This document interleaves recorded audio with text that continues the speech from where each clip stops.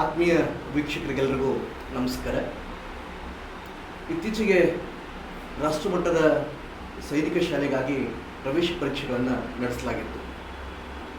ಅಂತಹ ಪರೀಕ್ಷೆಯಲ್ಲಿ ರಾಷ್ಟ್ರಕ್ಕೆ 11ನೇ ರ್ಯಾಂಕ್ ಹಾಗೂ ರಾಜ್ಯಕ್ಕೆ ಪ್ರಥಮ ರ್ಯಾಂಕನ್ನು ಪಡೆದಿರತಕ್ಕಂತಹ ದೇವದುರ್ಗ ತಾಲೂಕಿನ ಗಬ್ಬೂರಿನ ವಿದ್ಯಾಜ್ಯೋತಿ ನವೋದಯ ಸೈನಿಕ ಕಿತ್ತೂರು ಇಂತಹ ತರಬೇತಿ ಶಾಲೆಯಲ್ಲಿ ತರಬೇತಿಯನ್ನು ಪಡೆದು ಇವತ್ತು ರಾಷ್ಟ್ರ ಮಟ್ಟಕ್ಕೆ 11ನೇ ರ್ಯಾಂಕು ಹಾಗೂ ರಾಜ್ಯ ಮಟ್ಟಕ್ಕೆ ಮೊದಲನೇ ರ್ಯಾಂಕ್ ಪಡೆದಿರತಕ್ಕಂತಹ ಸಿಂಧು ತಂದೆ ಶರಣಬಸವ ಅವರು ನಮ್ಮೊಂದಿಗಿದ್ದಾರೆ. ಸಿಂಧು ಅವರೇ, ನಮ್ಮ ಕಾರ್ಯಕ್ರಮಕ್ಕೆ ಆತ್ಮೀಯವಾದ ಸ್ವಾಗತ. ಎಲ್ಲರಿಗೂ ನಮಸ್ಕಾರ. ಹೇಳಿ ಸಿಂಧು, ಮೂಲತಃ ನೀವು ಯಾವ ಊರು, ನಿಮ್ಮ ತಂದೆ ತಾಯಿ ಹೆಸರು ಏನು, ಸ್ವಲ್ಪ ನಿಮ್ಮ ಪರಿಚಯ ಮಾಡಿಕೊಡಿ. ನನ್ನ ಹೆಸರು ಸಿಂಧು ಶರಣಬಸವ ಹಿರೇಮಠ್, ಫುಲ್ ನೇಮು. ನಮ್ಮ ಪಪ್ಪನ ಹೆಸರು ಶರಣಬಸವ ಹಿರೇಮಠ್, ಮಮ್ಮಿ ಹೆಸರು ವಿಜಯಲಕ್ಷ್ಮಿ ಹಿರೇಮಠ್. ನಾವು ಮುದ್ದೆ ಬೆಳೆದಾಗಿರ್ತೀವಿ. ಸಿಂಧು ಅವರು ಎಷ್ಟನೇ ಕ್ಲಾಸಲ್ಲಿ ಓದ್ತಾ ಇದ್ದೀರಿ? 5th ಕೋಚಿಂಗ್ ಮುಗೀತು ನನಗೆ. 5th ಕೋಚಿಂಗ್ ಮುಗೀತು. ಹಾಗಾದರೆ ನೀವು ಈ ಸೈನಿಕ ಶಾಲೆಗಾಗಿ 11ನೇ ರ್ಯಾಂಕನ್ನು ಇಡೀ ನಮ್ಮ ರಾಷ್ಟ್ರಕ್ಕೆ ಪಡೆದಿದ್ದೀರಿ. ಹಾಗೆ ನಮ್ಮ ರಾಜ್ಯಕ್ಕೆ ಕೂಡ ಮೊದಲ ರ್ಯಾಂಕನ್ನು ತಂದು ಇಡೀ ನಮ್ಮ ರಾಷ್ಟ್ರ ಮತ್ತು ರಾಜ್ಯಕ್ಕೆ ಕೀರ್ತಿಯನ್ನು ತಂದಿದ್ದೀರಿ. ನೀವು ಹೇಗೆ ಇದೆಲ್ಲ ಸಾಧ್ಯ ಆಯಿತು ಸಿಂಧು ಅವರು? ಹೇಗೆ ಇದನ್ನು ತಯಾರಿ ಮಾಡ್ಕೊಂಡಿದ್ದೀರಿ? ನೀವೇನಾದರೂ ನಿರೀಕ್ಷೆ ಮಾಡಿದ್ರಾ ಈ ರೀತಿ ರ್ಯಾಂಕ್ ಬರುತ್ತೆ ಅಂತ? ನನ್ನ ಮಾರ್ಕ್ಸ್ ಕರೆಕ್ಟ್ ಇತ್ತು, ಆದರೆ ನಂಗೆ ರಾಷ್ಟ್ರಕ್ಕೆ ನನಗಿಂತ ಹೆಚ್ಚು ತೊಗೊಂಡ್ರೆ ಏನಂತ ನನಗೆ ಡೌಟ್ ಇತ್ತು. ನನಗಿಂತ ಹೆಚ್ಚು ತೊಗೊಂಡ್ರೆ ಅವ್ರನ್ನ ಸೆಕೆಂಡ್ ಬರ್ತೀನಲ್ಪ, ಅದು ತಲೆಯಾಗಿತ್ತಂದು. ಮತ್ತು ನಂಗೆ ಕರೆಕ್ಟ್ ಮಾರ್ಕ್ಸ್ ನಂಗೆ ಗೊತ್ತಾಗಿತ್ತು. ಚೆಕ್ ಮಾಡ್ಕೊಂಡಾಗ 1 ಮಾರ್ಕ್ಸ್ ಹೆಚ್ಚು ಕಡಿಮೆ ಆಗಿತ್ತು. ನಂದು ಒಂದು ತಪ್ಪಾಗಿತ್ತು, ಮೆಂಟಲ್ ಎಬಿಲಿಟಿ. ಅದನ್ನು ಕರೆಕ್ಟಾಗಿ ಹಿಡ್ಕೊಂಡ್ರೆ 290 ಆಗಿತ್ತು. ಅದ್ರ 1 ಮಾರ್ಕ್ಸ್ ಕಡಿಮೆ, ಒಂದು ಕ್ವಶನ್ ತಪ್ಪಾಯಿತು, ಅದಕ್ಕೆ 2 ಮಾರ್ಕ್ಸ್ ಹೋದವು. 288 ಆಗಿದೆ. 288.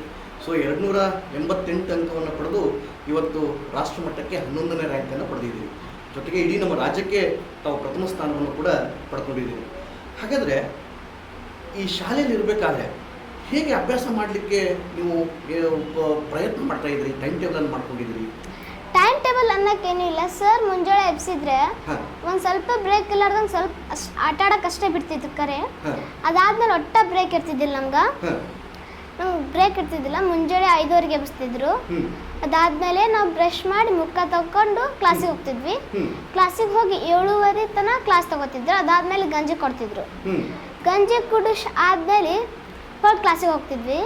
7-8 ಆಗಿರ್ತಿತ್ತು. ಅರ್ಧ ತಾಸು ಹೊರಗೆ ಕ್ಲಾಸ್ ತಗೊಂಡು ಊಟಕ್ಕೆ ಬಿಡ್ತಿದ್ರು.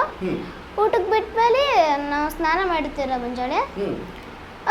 ಸ್ನಾನ ಮಾಡ್ಕಿಶನ್ ಬಟ್ಟೆ ಅದು ಇದು ಇರ್ತದೆ ಟಬ್, ಅದ್ರ ಹಾಕಿಶಂದು ಹೊರಗೆ ಕ್ಲಾಸಿಗೆ ಹೋಗಿ ಕುಂದಿರ್ತಿದ್ವಿ ರೀ. ಕ್ಲಾಸಿಗೆ ಆದ್ಮೇಲೆ ಒಂದು 10:30 ಹಿಂಗೆ ಆತಿತ್ತು ರೀ. 1:30 ತನಕ ಕ್ಲಾಸ್ ಬಿಡ್ತಿದ್ದಿಲ್ಲ ರೀ. 1:30ಗೆ ಊಟಕ್ಕೆ. ಊಟ ಆದಮೇಲೆ ಹೊಳ್ಳಿ ಸ್ವಲ್ಪ ಆಟ ಆಡ್ತಿದ್ವಿ, ಬೆಲ್ ಹೊಡಿತಾನ ಅಂದ್ರೆ ಕೌಂಟ್ ತೊಗೋತಿದ್ವಿ ರೀ. ಅದಾದ್ಮೇಲೆ ಕೌಂಟ್ ತೊಗೊಂಡ್ಕಷ್ಟ ಅವ್ರು ಕ್ಲಾಸಿಗೆ ಕಳಿಸ್ತಿದ್ರಿ. ಅಕಸ್ಮಾತ್ ಏನ್ರಿ ಯಾರು ಬರ್ತಿದ್ರಿ ಅಂತಂದ್ರೆ ಅಲ್ಲೇ ಕುಂದಿಸ್ತಿದ್ರಿ. ಕ್ಲಾಸ್ ಮುಗಿದ್ಮೇಲೆ ಕನ್ನಡ ಕ್ಲಾಸ್ ಇರ್ತಿದ್ರಿ. ಅವಾಗ ಕನ್ನಡ ಕ್ಲಾಸ್ ಮುಗಿದ್ಮೇಲೆ ಆಟ ಆಡಕ್ಕೆ ಬಿಡ್ತಿದ್ವಿ. ಸರ್ ಬೆಲ್ ಹೊಡಿದ ತಕ್ಷಣ ನಾವು ಬಟ್ಟೆ ತೊಗೊಳಕ್ಕೆ ಹೋಗ್ತಿದ್ವಿ.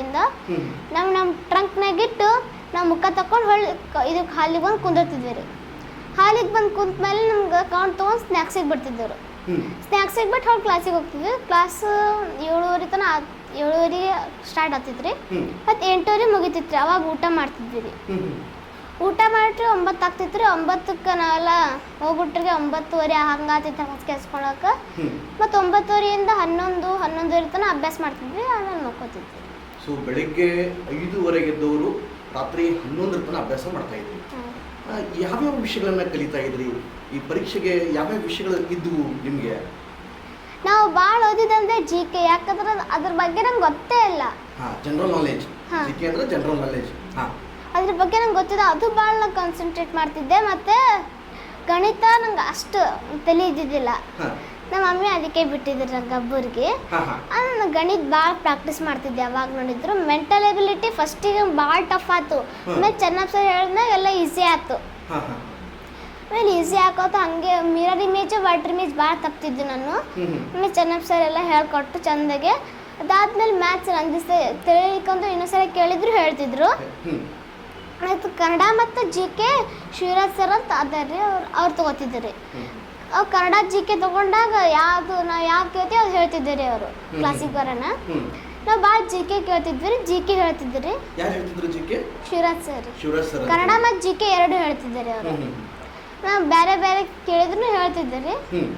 ಜಿ ಕೆ ಭಾಳ ಕೇಳ್ತಿದ್ವಿ ರೀ. ನಮ್ಮ ಬುಕ್ ಅದಾವ್ರಿ ಸ್ಟಡಿ ಗೈಡ್ ಅಂತಂದು ಅದ್ರಿಂದ ಭಾಳ ಓದ್ಕೋತಿದ್ವಿ ರೀ. ಅದಂಗೆ ಕ್ವಶನ್ ಬರ್ತಿದ್ವಿ, ಮಾಡಲ್ ಕ್ವಶನ್ ಪೇಪರ್ ಇದ್ದು ರೀ ಸೈನಿಕ್ ನಮ್ಮದು. ಅದಂಗೆ ಕ್ವಶನ್ ಬರ್ತಿರ್ಬೋದಂತ ನಾವು ಅದೇ ಭಾಳ ಕಾನ್ಸಂಟ್ರೇಟ್ ಮಾಡ್ತಿದ್ವಿ.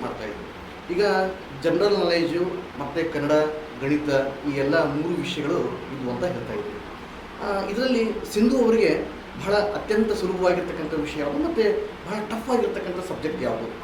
ಕನ್ನಡ ಭಾಳ ಈಸಿ ಐತ್ರಿ ಮತ್ತು ಜಿ ಕೆ ಭಾಳ ಟಫ್ ಇತ್ತು ರೀ. ಅದು ಜಿ ಕೆ ಭಾಳ ಟಫ್ ಇತ್ತು ರೀ. ಮತ್ತು ಹ್ಯಾಕ್ ಸ್ಕೋರ್ ಮಾಡಿದ್ರಿ? ಜಿ ಕೆ ಟಫ್ ಇದ್ರೂ ಕೂಡ 2 ತಪ್ಪಾದರೆ ಎಷ್ಟು ಅಂಕಗಳಿದ್ದು G K? G K 25 questions ರೀ, 2 ಮಾರ್ಕ್ಸ್ ಇತ್ತು ರೀ. ಒಟ್ಟು 50 ಅಂಕಗಳು. ಹಾಂ ರೀ. 50 ಅಂಕಗಳಲ್ಲಿ 46 ಅಂಕಗಳನ್ನು ನೀವು ಜಿ ಕೆ ಪಡ್ಕೊಂಡಿದ್ದೀರಿ. ಇನ್ನು ಉಳಿದಿರ್ತಕ್ಕಂಥ ಸಬ್ಜೆಕ್ಟಲ್ಲಿ ಕನ್ನಡದಲ್ಲಿ? ಕನ್ನಡ ಔಟ್ ಆಫ್ ಔಟ್ ಆಗೈತೆ ರೀ. ಮೆಂಟಲ್ ಅಂಕಗಳಿಗೆ ಔಟ್ ಆಫ್ ಔಟ್ ಅಂದರೆ 50 ಔಟ್ ಆಫ್ 50. 50 ಅಂಕಗಳಿಗೆ ನೀವು 50 ಅಂಕಗಳನ್ನು ಕನ್ನಡ ತಗೊಂಡ್ರಿ. ಮತ್ತು ಗಣಿತ 150 ಅಂದರೆ 1 ಕ್ವಶನಿಗೆ 3 ಮಾರ್ಕ್ಸ್. ಅಂಥವು 50 ಕ್ವಶನು. ಅಂಥವು 2 ತಪ್ಪಾಗಿದ್ದು. 144 ಆಗಿತ್ತು ನಂದು. 144 ಆಗಿತ್ತು. ಹಾಂ ರೀ. ಸೊ ಹೀಗೆ ಅಂದರೆ ಗಣಿತ ಮತ್ತು ಕನ್ನಡದಲ್ಲೂ ಒಳ್ಳೆ ಅಂಕಗಳನ್ನು ಪಡೆದಿದ್ದೀರಿ. ಸ್ವಲ್ಪ ಜನರಲ್ ನಾಲೆಜಲ್ಲಿ 4 ಅಂಕಗಳು ನಿಮಗೆ ಕಡಿಮೆ ಆಗಿದೆ ಅಂತ ತಾಳ್ಕೊಳ್ತೀವಿ. ಹಾಗಾದರೆ ಈ ಶಾಲೆಗೆ ನಿಮ್ಮ ಶಿಕ್ಷಕರ ಅಲ್ಲದೆ ಮತ್ತೆ ಯಾರ್ಯಾರು ಬರ್ತಾ ಇದ್ರು?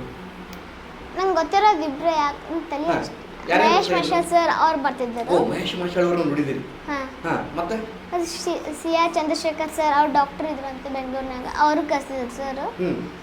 ಅವ್ರು ಬಂದು ಕಿಶನ್ ನಮ್ಮ ಫಸ್ಟ್ ಅಕ್ಕಗಳಿಗೆ ಕ್ಲಾಸ್ ತೊಗೊಂಡ್ರು ಅವರು, ನಿಮ್ಮ ಸೀನಿಯರ್ಸ್ಗೆ ಹಿರಿಯರು. ಅದಾದ್ಮೇಲೆ ನಮ್ಗೆ ಗಂಜಿ ಕುಡ್ದಾಗ ಕ್ಲಾಸ್ ಇತ್ತು ರೀ ಸಿ ಆರ್ ಚಂದ್ರಶೇಖರ್ ಸರ್ದು. ಅವಾಗ ಬಂದು ಕುಂತವರು ಪ್ರಶ್ನೆ ಕೇಳಿದ್ರು ಅವರು. ಅತ್ಯಂತ ದೊಡ್ಡ ಅಂಗ ಯಾವುದು ಬಾಡಿಯಲ್ಲಿ, ಮತ್ತು ಹಾರ್ಟ್ ಬ್ಲಡ್ ಹೆಂಗೆ ಪಂಪ್ ಆಗ್ತದ, ಹಾರ್ಟ್ ಹೆಂಗೆ ಅಟ್ಯಾಕ್ ಆಗ್ತದ ಅದು ಕೇಳಿದ್ರು. ಮತ್ತು ಕಾಳಿನಲ್ಲಿ ಯಾವ ಪ್ರೋಟೀನ್ಸ್ ಏನಿರ್ತದ, ಸಿರಿಧಾನ್ಯ ಯಾಕೆ ತಿನ್ಬೇಕು ಅಂತೆಲ್ಲ ಹೇಳಿದ್ರು. ಸೊ ಈ ಥರದ್ದು ಬಹಳ ವಿಭಿನ್ನವಾಗಿರ್ತಕ್ಕಂಥ ವಿಷಯದ ಬಗ್ಗೆ ಅಲ್ಲಿ ಅವ್ರ ಜೊತೆ ನೋಡ್ತಾ ಇದ್ವಿ. ಈ ಶಾಲೆ ಬಗ್ಗೆ ನಾನು ಕೇಳ್ಪಟ್ಟಾಗ ಶಾಲೆಗಳಲ್ಲಿ ಬರೀ ವಿಷಯಗಷ್ಟೇ ಅಲ್ಲದೆ ಇವನ್ ಬ್ಯಾಂಕ್ ಮಟ್ಟದಲ್ಲಿರ್ತಕ್ಕಂತಹ ಪ್ರಶ್ನೆ ಪತ್ರಿಕೆಯನ್ನು ತಾವು ಬಿಡಿಸ್ತಾ ಇದ್ರಿ ಅಂತ, ಹೌದಾ? ಹೇಗೆ ಅನಿಸ್ತಿತ್ತು ಆ ಎಲ್ಲ ಪ್ರಶ್ನೆ ಪತ್ರಿಕೆಗಳನ್ನೆಲ್ಲ ನೋಡಿದಾಗ? ಫಸ್ಟ್ ಕ್ವಶನ್ ಪೇಪರ್ ಕೊಟ್ಟಾಗ ಇಷ್ಟು ಭಯ ಆಗಿತ್ತು ನನಗೆ. ಬ್ಯಾಂಕಿಂಗ್ ಎಕ್ಸಾಮ್ ನಮ್ಗೆ ಕೊಟ್ಬಿಟ್ರಲ್ಲಪ್ಪ 5ನೇ ಕ್ಲಾಸ್ ಹುಡುಗರಿಗೆ ಅಂತ. ನಂಗೆ ಅಷ್ಟು ಗಣಿತದ ಬಗ್ಗೆ ಅಷ್ಟು ತಲೆ ಇದ್ದಿದ್ದಿಲ್ಲ ಅವಾಗ. ಗಣಿತದ ಬಗ್ಗೆ ಬೇಸಿಕ್ ಅಷ್ಟೇ ಹೇಳಿದ್ರಿ, ಬೇಸಿಕ್ ಬರ್ತಿತ್ರಿ. ಬ್ಯಾಂಕ್ ಎಕ್ಸಾಮ್ ನೋಡಿದ್ರೆ ಪರಿಮಾಣಾತ್ಮಕ ಅಂತ ಬುಕ್ ಇತ್ರಿ, ಅದ್ರನ್ನು ಭಾಳ ಬರ್ತಿದ್ವಿ. ಅದನ್ನ ಕಾನ್ಸಂಟ್ರೇಟ್ ಮಾಡ್ತಿದ್ವಿ ನಾವು ಭಾಳ. ಅದನ್ನ ಕಾನ್ಸಂಟ್ರೇಟ್ ಮಾಡ್ತಿದ್ವಿ. SDFC ಅದೆಲ್ಲ ಕೊಟ್ಟಿದ್ರಿ ನಮ್ಗೆ. SDA exam, FDA exam, banking coaching ಅಂತ ಆ ಥರದ್ದೆಲ್ಲ ಪ್ರಶ್ನೆ ಪತ್ರಿಕೆಗಳನ್ನ ನೀವೆಲ್ಲ ಬಿಡಿಸಿದಿರಿ. ಹೇಗೆ ಅನಿಸ್ತಾ ಇತ್ತು ಅದನ್ನೆಲ್ಲ? ಈ ಪ್ರಾರಂಭದಲ್ಲಿ ಗಣಿತ ಅಂತಕ್ಕಂಥದ್ದು ನೀವು ಸಮಸ್ಯೆ ಅಂತಂದಾಗ, ತದನಂತರ ಈ ವಿದ್ಯಾಜ್ಯೋತಿ ಅಂತಹ ಶಾಲೆಯಲ್ಲಿ ನೀವು ಅಭ್ಯಾಸ ಮಾಡ್ತಕ್ಕಂಥ ಸಂದರ್ಭದಲ್ಲಿ ಹೇಗೆ ಅನಿಸ್ತಾ ಇತ್ತು ಆ ಎಲ್ಲ ಪ್ರಶ್ನೆ ಪತ್ರಿಕೆಗಳನ್ನು ನೋಡುವಾಗ? ಆಮೇಲೆಲ್ಲ ತಂದೆ ದುಡಿಯಾಕೋತ ಹೋಗ್ತ ನಾವೇನೋ ಪ್ರಾಕ್ಟೀಸ್ ಭಾಳ ಮಾಡ್ತಿದ್ವಿ ರೀ ಗಣಿತ. ಪ್ರಾಕ್ಟೀಸ್ ಮಾಡ್ಕೋತ ನಮ್ಗೆ ಈಸಿ ಆಗ್ತದೆ ರೀ ಅದು. ನಾವೇನು ಜಿ ಕೆ ಓದಂಗೆ ಓದಿದ್ರೆ ಅದೇನು ತಲೆಗೆ ಹತ್ತಲ್ರಿ. ಪ್ರಾಕ್ಟೀಸ್ ಮಾಡ್ಬೇಕ್ರಿ ಮತ್ತೊಮ್ಮೆ ಬರ್ದು ಸರ್ ನವೋದಯ ಆಗಲಿ ಸೈನಿಕ ಆಗಲಿ ಮಾಡಲ್ ಕ್ವಶನ್ ಪೇಪರ್ ಕೊಡ್ತಿದ್ರಿ. ಹೋದ ವರ್ಷದ್ದು ಎಲ್ಲ ವರ್ಷಕ್ಕೆ ಕೊಡ್ಕೋತ ಬರ್ತಿದ್ದೀರಿ. ಮತ್ತು ಇನ್ನೊಂದು ಸ್ವಲ್ಪ ಕ್ವಶನ್ ಪೇಪರ್ ಸರ್ ತೆಗ್ದಿದ್ದೀರಿ. ಅವು ಭಾಳ ಇಂಪಾರ್ಟೆಂಟ್ ರೀ ನಮಗೆ. ಅದು ಬಹಳ ಇಂಪಾರ್ಟೆಂಟ್ ಇತ್ತು. ಹಾಂ ರೀ, ಅದ್ರಾಗೇನೆ ಸ್ವಲ್ಪ ಕ್ವಶನ್ ಬರ್ತಿದ್ವು ಅಂತ ಹೇಳ್ತಿದ್ದೀರಿ. ಇದು ಪ್ರಾಕ್ಟೀಸ್ ಮಾಡ್ಕೋತಾನೆ ಭಾಳ ಇದು ಮಾಡಿದ್ವಿ ರೀ ನಾವು. ಸೊ ಆ ರೀತಿ ಪ್ರಯತ್ನ ಮಾಡಿದ್ದು ಫಲವಾಗಿ ಇವತ್ತು ರಾಷ್ಟ್ರ ಮಟ್ಟಕ್ಕೆ 11ನೇ ರ್ಯಾಂಕು ಮತ್ತು ರಾಜ್ಯ ಮಟ್ಟಕ್ಕೆ 1ನೇ ಸ್ಥಾನದಲ್ಲಿ ತಾವಿದ್ದೀರಿ. ಹಾಗಾದರೆ ಈ ವಿಷಯಗಳನ್ನೆಲ್ಲ ತಾವು ಗಮನಿಸಿದಾಗ, ಅಂದರೆ ಜನರಲ್ ನಾಲೆಜ್ ಆಗಿರ್ಬೋದು, ಕನ್ನಡ ಆಗಿರ್ಬೋದು, ಗಣಿತ ಆಗಿರ್ಬೋದು, ಶಾಲೆಯಲ್ಲಿ ಕಲಿಸೋದ್ರ ಜೊತೆಗೆ ನೀವೇನಾದರೂ ಪ್ರತ್ಯೇಕವಾಗಿ ಟೈಮ್ ಟೇಬಲ್ ಮಾಡ್ಕೊಂಡಿದ್ರೆ ಹೇಗೆ ಓದಲಿಕ್ಕೆ ಅಂತ? ಟೈಮ್ ಟೇಬಲ್ ನಾವೇನೋ ಮಾಡ್ಕೊಂಡಿದ್ದಿಲ್ಲ ರೀ. ಮುಂಜಾನೆ ಸರ್ ಕರೆಕ್ಟ್ ಟೈಮಿಗೆ 5:30 ಎಬ್ಬಿಸ್ತಿದ್ರಿ. ಟೈಮಿಂಗ್ ಬ್ರೇಕ್ಫಾಸ್ಟು, ಟಿಫನ್ನು, ಲಂಚ್ ಎಲ್ಲ ಕೊಡ್ತಿದ್ರಿ. ಅದಕ್ಕಾಗಿ ನಾವು ರಾತ್ರಿ ಅಷ್ಟೇ ಟೈಮ್ ಟೇಬಲ್ ರೀ, ಮುಂಜಾನೆ ಅಂತ ಏನೂ ಮಾಡಲ್ಲ ರೀ. ಸರಿ, ಈಗ ಪರೀಕ್ಷೆ ದಿನಗಳಲ್ಲಿ ನಿಮ್ಮ ಆಹಾರದ ಪದ್ಧತಿ ಹೇಗಿತ್ತು? ಊಟ ಹೇಗೆ ಮಾಡ್ತಾ ಇದ್ರಿ? ಈಗ ಊಟನೂ ಕೂಡ ತುಂಬ ಇಂಪಾರ್ಟೆಂಟ್ ಅಲ್ಲ ಪರೀಕ್ಷೆಯಲ್ಲಿ. ತುಂಬ ಊಟ ಮಾಡಿಬಿಟ್ರೆ ನಿದ್ದೆ ಬರ್ತದೆ ಅಂತಕ್ಕಂಥ ಎಲ್ಲೋ ಒಂದು ಭಯ ಇರ್ತದೆ. ಅಂತಹ ಒಂದು ಪರಿಸ್ಥಿತಿಯಲ್ಲಿ ನಿಮ್ಮ ಒಂದು ಆರೋಗ್ಯದ ಇದರಲ್ಲಿ ತಾವೇನಾದರೂ ಅದಕ್ಕೆ ಪ್ಲಾನ್ ಮಾಡ್ಕೊಂಡಿದ್ರೆ ಹೇಗೆ? ಇಲ್ಲ ಸರ್, ಫಸ್ಟ್ ಇಂತ ನಮ್ಗೆ ಆರೋಗ್ಯವಾದ ಫುಡ್ ಕೊಡ್ತಿದ್ರು, ಜಂಕ್ ಫುಡ್ ಅಷ್ಟು ಅಲವ್ ಇದ್ದಿದ್ದಿಲ್ರಿ ಅಲ್ಲಿ. ನಿಮಗೆ ಜಂಕ್ ಫುಡ್ ಇದ್ದಿಲ್ಲ, ಅಲೋ ಇದ್ದಿಲ್ಲ? ಇಲ್ಲ ಸರ್, ಫಸ್ಟ್ ಇಂತನೂ ವಸತಿ ಆಗಲಿ ಆರೋಗ್ಯ ನಮಗೆಲ್ಲ ಭಾಳ ಕಾಪಾಡ್ತಿದ್ದಾರೆ ಅವರು. ಮತ್ತು ನಮಗೆ ಏನಾರ ಅಕಸ್ಮಾತ್ ಕೆಮ್ಮು ಏನಾರ ಬಂತಂದ್ರೆ ಅವರೇ ಕಾಳಜಿ ಮಾಡಿ ಹಾಸ್ಪಿಟ್ಲಿಗೆ ಕರ್ಕೊಂಡು ಹೋಗ್ತಿದ್ದಾರೆ. ಅಂದರೆ ಶಾಲೆಯಲ್ಲೇ ಆ ವೈದ್ಯಕೀಯ ಒಂದು ವ್ಯವಸ್ಥೆಯನ್ನು ನಿಮಗೆ ಮಾಡಲಾಗಿತ್ತು.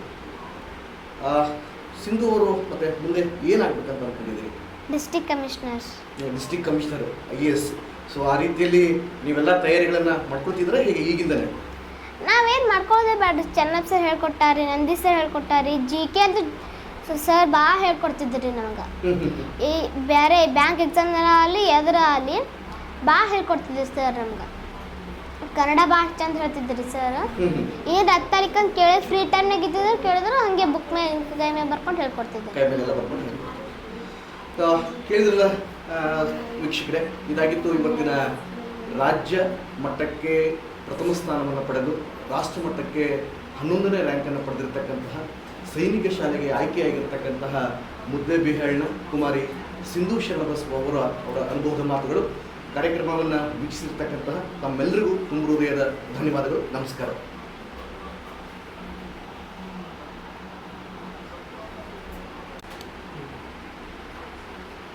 ಕೊನೆಯದಾಗಿ ಸಿಂಧು ಅವರೇ, ನೀವು ಗಬ್ಬೂರಲ್ಲಿರ್ತಕ್ಕಂತಹ ವಿದ್ಯಾಜ್ಯೋತಿ, ಅಲ್ಲಿ ನವೋದಯ, ಸೈನಿಕ, ಕಿತ್ತೂರು ಶಾಲೆಯಲ್ಲಿ ಓದ್ತಾ ಇದ್ದೀರಿ.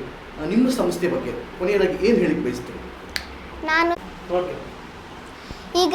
ರಾಷ್ಟ್ರ ಮಟ್ಟಕ್ಕೆ 11ನೇ ರ್ಯಾಂಕ್ ಮತ್ತು ರಾಜ್ಯಕ್ಕೆ ಫಸ್ಟ್ ರ್ಯಾಂಕ್ ಬರಬೇಕಾಗಿತ್ತು. ಆದರೆ ನಂದು ಚೆನ್ನಪ್ಪ ಸರ್ ಭಾಳ ಹೆಲ್ಪ್ ಮಾಡಿದ್ರು ನಮ್ಗೆ. ಮತ್ತು ಯಾವ ಸರ್ ಆಗಲಿ ನಮ್ಗೆ ಭಾಳ ಹೆಲ್ಪ್ ಮಾಡ್ಯಾರ. ಅಂದರೆ ನಮ್ಗೆ ಫ್ರೀ ಟೈಮ್ನಾಗ ಇದ್ದಿದ್ರು ನಾವು ಕೇಳಿದ್ರೆ ಏನು ಬೈತಿದ್ದಿಲ್ಲ, ಹೇಳ್ಕೊಡ್ತಿದ್ರು. ನೀ ಹಂಗೆ ಮಾಡು, ಹಿಂಗೆ ಮಾಡು, ಹಂಗೆ ಮಾಡಬೇಡ ಅಂತಂದು ಎಲ್ಲ ಹೇಳ್ಕೊಡ್ತಿದ್ರು. ಮತ್ತು ಅಜ್ಜಿ ನಮಗೆಲ್ಲ ಸರಿಯಾಗಿ ಊಟ, ಆರೋಗ್ಯ ಎಲ್ಲ ಅಜ್ಜಿ ನೋಡ್ತಿದ್ರು. ಅಜ್ಜಿ ಅಂದರೆ ಯಾರು? ಏನು ಹೆಸರು? ಹೆಸರು ಗೊತ್ತಿಲ್ಲ, ಚೆನ್ನಪ್ಪ ಸರ್ ಅವ್ರ ಮದರ್. ಸರಿ. ಅಜ್ಜಿನೂ ಭಾಳ ಚಂದ ಹೇಳ್ತಿದ್ರಿ, ಹಂಗೆ ತಿನ್ಬೇಡ, ಸೊಕಾಸ್ ತಿನ್ಬೇಕು, ಪ್ಲೇಟಿಂಗ್ ಉಲ್ಟಾ ಹಿಡ್ಕೊಂಡು ಹೋಗ್ತಿದ್ದೀರಿ, ನಾನು ಹಂಗೆ ಮಾಡಬಾರ್ದು ಅಂತ ಹೇಳ್ತಿದ್ದೀರಿ. ಅಜ್ಜಿ ಚಲೋ ಹೇಳ್ಕೊಟ್ಟಾರೆ ನಮ್ಗೆ. ಆರೋಗ್ಯದ ವಿಷಯದಾಗಲಿ ಏನರ ಆಗಲಿ ನಮ್ಗೆ ಏನಾರ ಸಮಸ್ಯೆ ಇದ್ರೆ ಅಜ್ಜಿ ತಕ್ಕ ಹೋಗಿ ಹೇಳಿದ್ರು ಕೇಳ್ತಿದ್ದೀರಿ ನಮ್ಗೆ. ಮತ್ತು ಚೆನ್ನಪ್ಪ ಸರ್ ತಕ್ಕ ಬಂದ್ರೆ ಮೆಂಟಾಲಿಟಿ ಫುಲ್ ಟಫ್ ಅನಿಸ್ತಿತ್ತು ರೀ ನಂಗೆ. ಅವಾಗ ಸರ್ ಫುಲ್ ಈಸಿ ಮಾಡಿದ್ರಿ. ಹಿಂಗೆ ನೋಡೋಣ ಹಿಂಗೆ ಆನ್ಸರ್ ಗೊತ್ತಾಗ್ತಿತ್ತು, ಹಂಗೆ ಮಾಡಿದ್ದೀರಿ ನಮ್ಗೆ. ಗಣಿತನೂ ಭಾಳ ಚಂದ ಹೇಳ್ತಿದ್ದೀರಿ. ಕನ್ನಡ ಅಂತ ಸರ್ ಭಾಳ ಚಲೋ ಹೇಳ್ತಿದ್ದಾರೆ. GK ಟಫ್ ಇದ್ದಿದ್ದು ಈಗೆಲ್ಲ ಕೇಳಿದ್ರೆ ಆ ಪರಿ ರೆಡಿ ಮಾಡ್ಯಾರ ನಮ್ಮನ್ನು. ಕೊನೆಯದಾಗಿ ನೀನು ನಿನ್ನ ಮುಂಬರ್ತಕ್ಕಂತಹ ಸ್ನೇಹಿತರಿಗೆ ಏನು ಹೇಳಿಕ್ ಬಯಸ್ತೀಯ? ನಮ್ಗೆ ನಾವೇನು ವರ್ಕ್ ಮಾಡ್ತೀವಲ್ಲ ಅದು ನಾಳೆಗೆ ಅನ್ಕೋತ ಹೋದ್ರ ನಾಳೆಗೆ ಏನು ವರ್ಕ್ ಹೇಳ್ತಾರಲ್ಲ ಅದು ತಲೆಗೆ ಬರಲ್ಲ. ಅಂದ್ರೆ ನಮ್ಮ ವರ್ಕ್ ನಾವು ಯಾವತ್ತು ಮುಗಿಸ್ಕೊಂಡ್ಬಿಟ್ರೆ ನಾಳೆಗೆ ಮತ್ತೆ ನಾವೇನು ಮಾಡಬೇಕು ಅನ್ನೋದು ನಾಳೆಗೆ ನಮ್ಗೆ ಅವತ್ತು ನಾವು ಮುಗಿಸೋಬೇಕು. ಅಂದರೆ ದಿನ ಏನು ನಾವು ವರ್ಕ್ ಮಾಡ್ತೀವಲ್ಲ ಅದೇ ನಮ್ಗೆ ರೆಡಿ ಮಾಡೋಕೆ ಅಂದ್ರೆ ನಮ್ಮ ಪರೀಕ್ಷೆಗೆ ಅನುಕೂಲ ಆಗ್ತದೆ. ಕೇಳಿದ್ರಲ್ಲ ಸ್ನೇಹಿತರೆ, ಇದಾಗಿತ್ತು ಇವತ್ತಿನ ರಾಷ್ಟ್ರ ಮಟ್ಟಕ್ಕೆ 11ನೇ ರ್ಯಾಂಕನ್ನು ಪಡೆದು ರಾಜ್ಯ ಮಟ್ಟಕ್ಕೆ ಮೊದಲ ರ್ಯಾಂಕನ್ನು ಪಡೆದಿರ್ತಕ್ಕಂತಹ ಮುದ್ದೇಬಿಹಾಳ್ನ ಸಿಂಧು ತಂದೆ ಶರಣಬಸವ ಅವರ ಅನುಭವದ ಮಾತುಗಳು. ಕಾರ್ಯಕ್ರಮವನ್ನು ನೋಡಿರ್ತಕ್ಕಂತಹ ಎಲ್ಲ ವೀಕ್ಷಕರಿಗೂ ಮತ್ತೊಮ್ಮೆ ಧನ್ಯವಾದಗಳು. ನಮಸ್ಕಾರ.